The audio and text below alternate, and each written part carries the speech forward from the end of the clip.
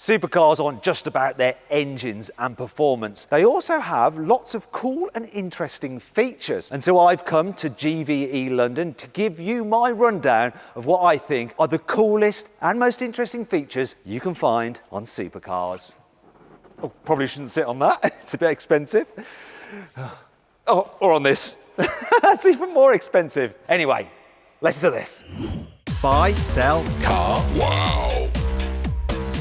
Let's start this video with the McLaren P1. And its party piece is when you put it into race mode. So what that does is lower the car's suspension and makes this wing rise up. Here we go.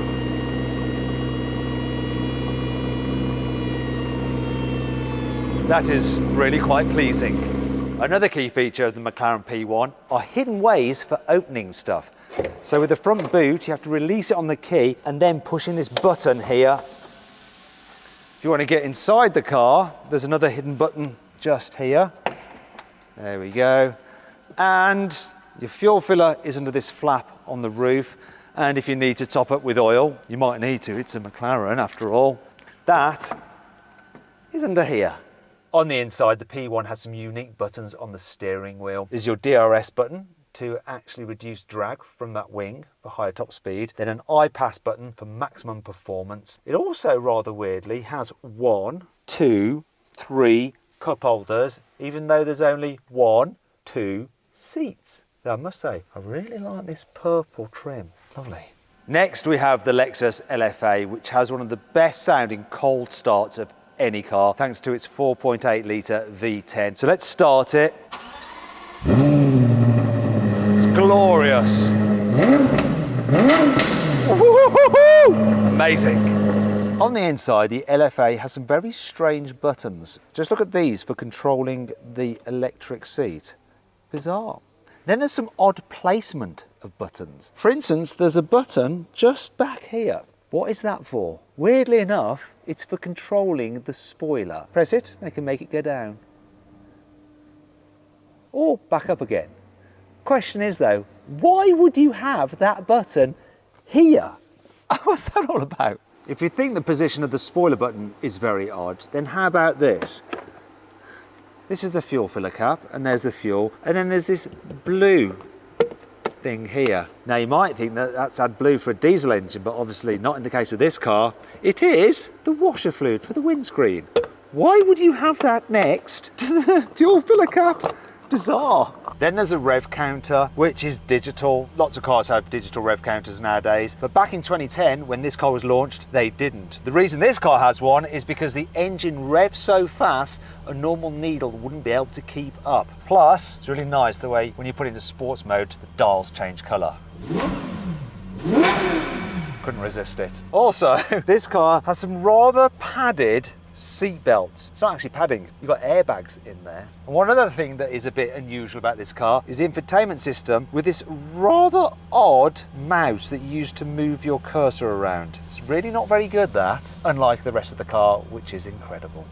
Now we have a Bugatti Veyron, and you might be thinking, wait a minute, this is a car with 8 litres, 16 cylinders, 4 turbos. Why does it only have 1 exhaust? Well, actually, there's another 2 exhausts, one there and one there, which are hidden away. Anyway, while we're here, let's have a listen to a cold start. That's loud.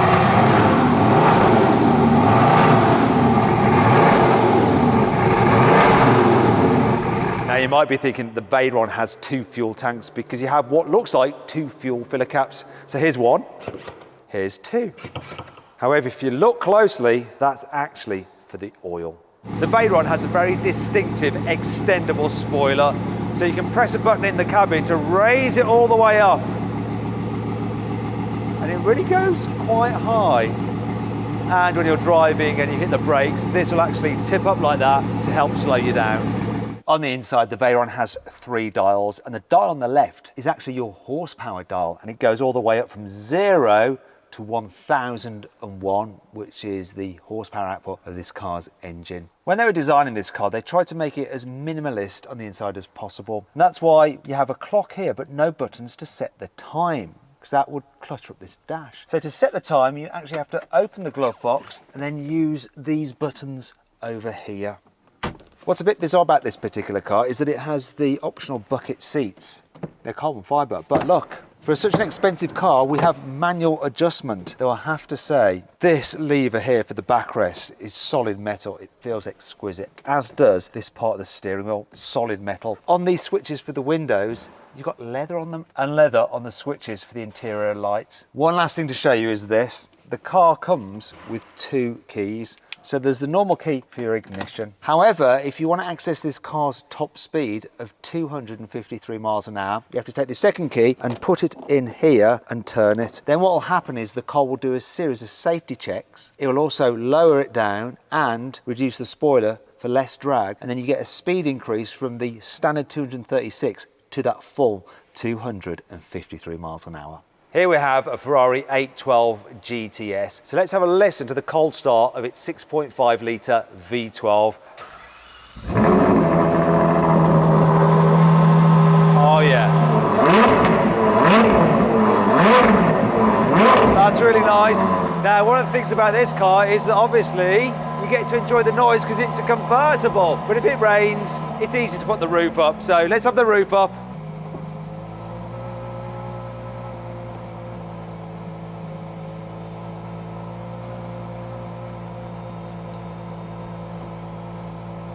Or rather theatrical. Slight issue with having the roof up though is that you can't hear the V12 quite so clearly. However, you can actually lower this rear window and there you go. You can keep your hair dry but still enjoy the noise from the engine. As with a Formula One car, you control everything pretty much through the car's steering wheel. So the indicators are on there, the lights, and you also have this little switch called the Manettino. And so you use that to choose your different driving modes, ranging from wet, sport, race, traction control off, or stability control off, where you're completely on your own. And that bonging sound was the warning to let me know that I am now on my own. So we'll just put that back into race. Another funny feature on this car is that it has adjustable suspension. However, in this Ferrari, it starts off stiff, and then when you press the button, it goes into bumpy road mode, which is softer. Most of the cars start off soft, then get stiffer. Last thing to show you is this. There's a little screen here for the passenger so they can see your speed and your revs. Cool. This is another V12 engine car. It's an Aston Martin Vanquish Zagato. So let's have a listen to the cold start. Go on. Oh, a bit deeper than the Ferrari. Oh, yes. Now, what's special about this car isn't necessarily the engine, because it's got the same 600 horsepower as a normal Vanquish, but what Zagato have done is completely rebodied it. And all the body panels are carbon fibre, and the paint is so thin you can actually see the carbon fibre slightly through the paint itself. Also, unlike a normal Aston Martin, which has green on the badge, this has red. And special note for these tail lamps, they look amazing. And it's also got some of the brightest fog lamps I've ever seen on a car. Zagato made 4 different versions of the Vanquish. There's this coupe, there was also a convertible, an estate and a speedster. So they sold 99 of the coupe, the convertible and the estate, and less than 30 of the speedster, which had no roof at all. The inside is like a normal Vanquish, apart from it's been completely retrimmed, and there's quite a lot of Zs about the place. Look, loads of them. Like a normal Vanquish, it has a weird fly-off handbrake, so look, the handbrake is actually on, but that stays down. And it has what they call the emotion key. So it's the Aston Martin key, and to start the car, you put it into the dash like that and then press it to start the engine.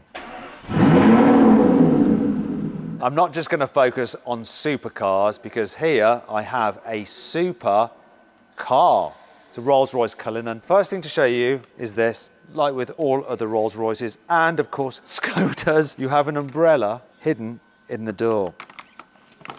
Pop that back. Now here on the inside, it feels super expensive with a really comfy seat. You've got super deep lamb's wool carpets and very, very posh picnic tables. Look at this. And we have a screen here that will pop out.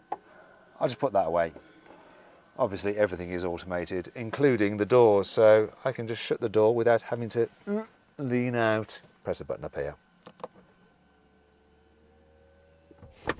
If you want to, at the touch of a button inside the cabin, you can make the Spirit of Ecstasy disappear. Obviously you can make her reappear again. Like that. Now let's just pop the bonnet because we're going to do a cold start on this car.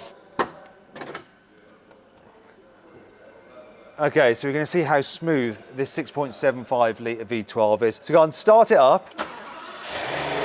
A lot less noise than the other V12s we've heard. What I'm going to do is put this coin on the engine, and now let's see how smooth it is. Rev it. The coin is not falling over. That's how smooth a Rolls-Royce V12 is.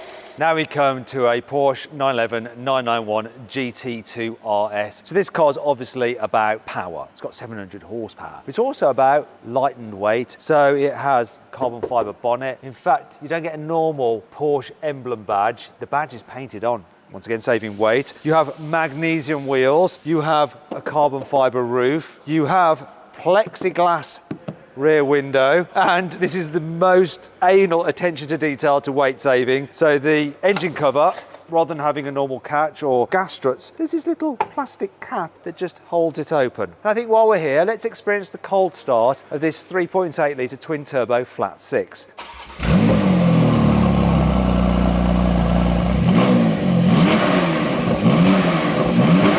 Whoa, nice, nice, nice.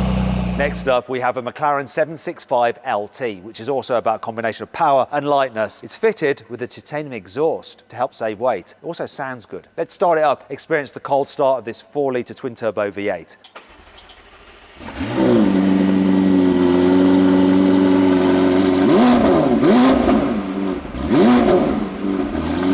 Now, this is the Spider, so let's put the roof up.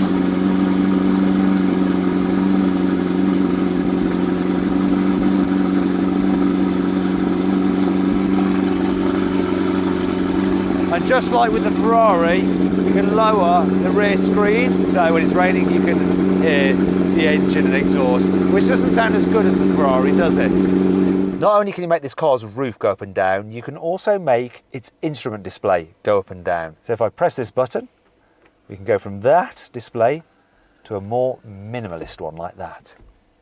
This is a Lamborghini Aventador SV, and it has a special cover over the starter button, a little bit like how a fighter jet has a cover over the fire button for the missiles. However, some owners found this a bit of a pain when they just wanted to start their car. So, for the Huracan, Lamborghini kept the cover, but the hole in it where you can read the word stop on the Aventador, they made it big enough here so that you could actually put your finger through it to actually start the engine without having to lift up the cover. Speaking of starting the engines, let's do cold starts. So start this Performante. Oh yeah, it's good. Whoa.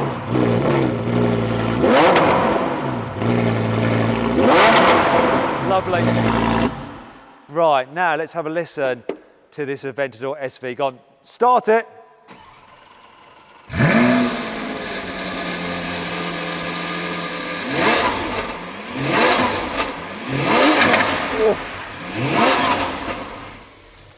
Really special. However, what happens if you fit a Brook racing exhaust to the SV? Well, this car has that fitted. So let's hear the cold start on the V12 with this aftermarket.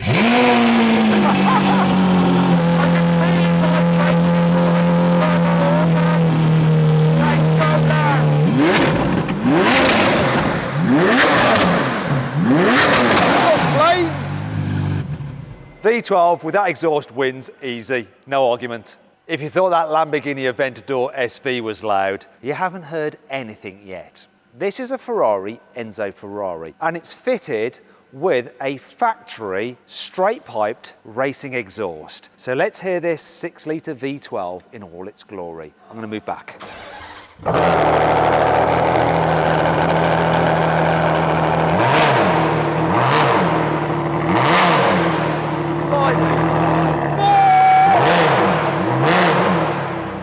Right, cut it! Cut it! You can't hear me, it's so blooming loud. Oh, this is insane, so insane. A bit like Porsche with the GT2 RS, saving weight by not having gas struts holding up the engine cover. Ferrari didn't have gas struts either. So how do you prop this big engine cover up? Well, they give you this special bar here. So you pull that out of there, whack it in there, then you just fit that in there like that and lock it into place. And it even has this special heat resistant grab handle there, because obviously this is metal, it gets very hot in this engine bay, but this means you don't burn your hands. The Enzo is a very special car. I mean, back in the day, it was one of the first ones to introduce shift lights on the steering wheel. It's got a real race-derived interior, you've got racing harnesses. But this one in particular is extra special because of this. That is Michael Schumacher's signature. He signed that himself by hand. Though the devil in me is tempted to just scratch it off a little. Probably shouldn't though, because it would affect this car's value. Speaking of which, let's find out how much this is worth and all the other cars we've featured so far in this video. This is George, Sales Director at GVE London. So George, what I'd like you to do is for every car that I've filmed today, I'd like you to tell me the price that they're currently up at. And I also want you to tell me whether the prices of those particular vehicles are either going up, going down, or just stationary right now. Okay? Okay. It's not that straightforward, but I'll try my best to make it as let's keep short and sweet as possible. Let's keep it dead simple. I like simple. First car we saw was McLaren P1. What's the price of that car? 1.4 million. And what's happening with P1 prices? Rising. Okay. The next car, Lexus LFA. How much? 1.02. And what's happening with those prices? For the moment, static. Okay, static. I thought they might have been going up. Not that simple. Okay. Unlike me. Then Bugatti Veyron. How much was that? That is 950. And what's happening with Veyron prices? Rising. Then we saw a Ferrari 812 GTS. Yep. How much is that? 400,000. Prices? What are they doing?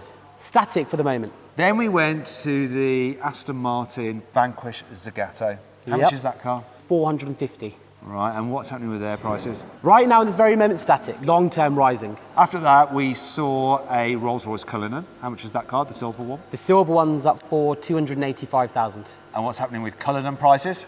Unfortunately, dropping. Great bargain, though. Great bargain. At Yeah. 200 now, much? 285, which cost 360 brand new. Oh, that's good. So depreciation can work in your favour if you're buying used. Does it work in your favour if you're buying used with a Porsche 911 GT2 RS? It doesn't, no, because you're paying big money over list. Okay, And so how much is that car? That is £340,000. Right, and what's happening with those prices? In this very moment, static, but they were falling for the last couple of years. Oh, really? So they've just levelled off They're now? static at the moment, yeah, they're selling again. Then we had a McLaren 765 LT. How much is that Spider. car? Yeah, the Spider. 390. Those are static. They were rising for ages and now they've come to a sort of a plateau. Then we went and had a look at a bunch of Lamborghinis. First of all, a Huracan Performante Spider. That's 190,000. And what's happening with That's the prices? extremely good value. That is going down a bit, but some of the other lower mileage ones are going up. Confusing them with those. How about the blue SV over there? Rising. Okay, and what's the price of that one? That's 360,000 it's sold now. Okay, so can't have that one, unfortunately. No. And then, what about the black SV with the crazy exhaust? 360,000, rising. Okay, so lots of the cars are still rising. Yeah, you have to take things into consideration that right now we're in a recession of a market. It's August, things aren't selling so great. However, supercar sales sometimes can extend up to a month or 2 months. And I think if you look at it over the duration of 2 months, most of these cars will rise. Finally then, one that I think has got to be rising regardless, the Enzo. That is not for sale. However, it's been parked up in the showroom and since we've parked it up, it's gone up in value by 2.5 million. So it came in at 1.3 million and the car right now, valued for insurance purposes, is 3.5 million. Wow, definitely that one's risen. Are they still rising at the price of those Enzos? I mean, if you're talking about today from last month, no. However, give it another 2 or 3 months and they will. Okay, well, there you go. So rather than get poor George to do a load of maths to add up the total value of all the cars we've seen today, we're going to show it on screen now. Anyway, I hope you enjoyed the video. If you did, give it a like.